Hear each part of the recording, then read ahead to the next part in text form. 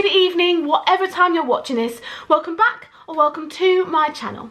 I hope you're doing well in these weird times and keeping positive. I'm going to jump right into today's video and waste no time introducing you to how we can form and sustain a healthy relationship with social media. Because whether we like it or not, it's a huge part of our lives, so it's important that we know how to mindfully engage with it.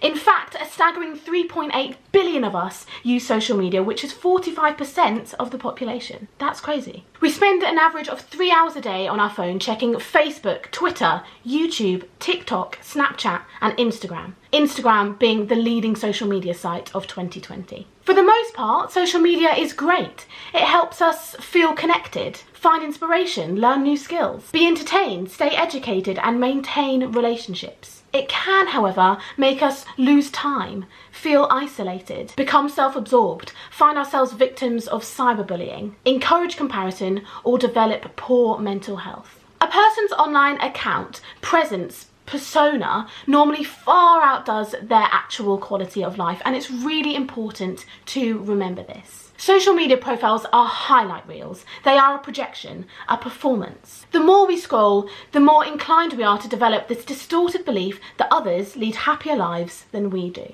I often find myself comparing myself to others, feeling inadequate, lonely and down. But what I forget is that these aren't accurate comparisons because they aren't accurate depictions. Because of this, social media has the potential to take a toll on our mental health. So by having a healthy relationship with it, we can utilise its benefits, all the while staying wary of the damage it can do to our well-being. In this video, I'll be sharing with you 5 tips to form and sustain a healthy relationship with social media. So let's get started. Firstly, take control of what you consume. Decide what is best for you by only following accounts that motivate, inspire and uplift you. By staying connected to positive profiles, you're less likely to fall into the trap of comparing yourself negatively to others. I know it's tempting to have a huge amount of followers, but in the grand scheme of things, your mental health is way more important. So begin by unfollowing or muting accounts that just don't serve you. And take back control of what you consume, because ultimately, it's up to you. Secondly, turn off those notifications. Notifications grab our attention. It's what they're there to do. They encourage us to check our apps, and we end up spending more time than we intended to, which stops us living mindful lives. To avoid this, turn your notifications off for a couple of hours each day, for a specific day each week, or set time limits for yourself so you can manage your time usage more wisely. For example, use an alarm clock instead of your phone so you aren't tempted to check it first thing in the morning. Or set aside time to reply to messages, share posts and scroll, instead of it being a constant thing that you do throughout your day. Thirdly, replace it with something else. If you're anything like me, you find yourself scrolling first thing when you wake up, when you're standing in line or waiting on something or someone. Social media has become a habit that we pick up when we have a spare moment. Instead of relying on your phone to distract you, why don't you replace it with something else? Try reading a book, keeping a journal to doodle or write, or practice positive affirmations. By replacing social media with another engaging activity, we can form new, more healthy habits, which stop us relying on our phones for comfort or distraction. Next up, clean your home screen. What I mean by this is move all your social media apps away from your initial home screen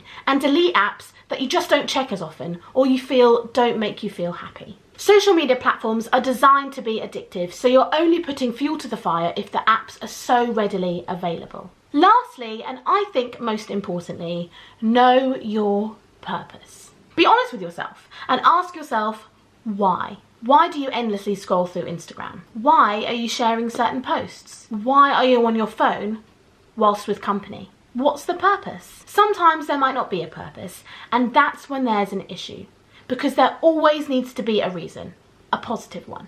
There's this great quote by David Willis that says, "Don't use social media to impress people, use social media to impact people." So next time you post, share or like, think about the purpose and whether it's best for you, and make a decision based on your mental health being the priority. So there we have it, 5 different ways we can form and sustain a healthy relationship with social media. I really hope you found this video helpful, and if you have, share it, just like with all things that bring you happiness. And remember, social media is a tool, and you need to decide whether you use that tool or whether you let that tool use you. The power is in your hands.